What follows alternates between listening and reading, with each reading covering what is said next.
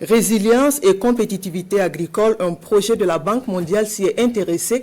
Le projet a bénéficié d'un financement à hauteur de 100 milliards de francs CFA et à présent, les experts se penchent sur le bilan de l'action menée, un bilan à mi-parcours qui s'inscrit dans le cadre de la 8e mission conjointe Burkina et Banque mondiale qui se tient présentement à Ouagadougou, Salif Belem et Moussaki.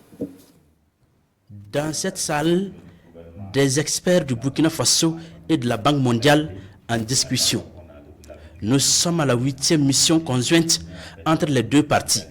Sur la table des échanges, le bilan mi-parcours du PRECA, projet de résilience et de compétitivité agricole débuté en 2021.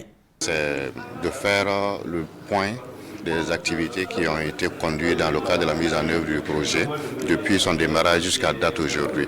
Et d'analyser déjà les acquis et aussi de regarder les insuffisances pour tirer des recommandations qui permettent vraiment de mettre des actions pour atteindre les objectifs à terme de la mise en œuvre de ce projet. Le PRECA a un budget de plus de 100 milliards de francs CFA. Ces activités sont axées sur l'aménagement des bas-fonds agricoles et des pistes rurales.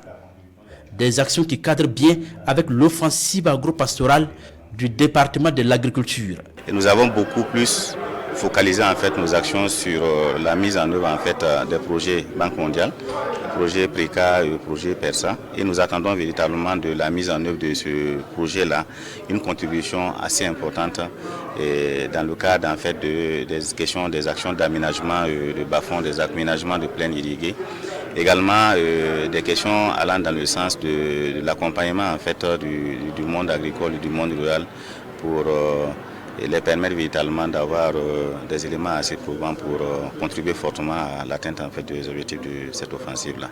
Le PRECA intervient dans 4 régions du Burkina, à savoir la boucle du Moun, les hauts bassins, les cascades et le nord.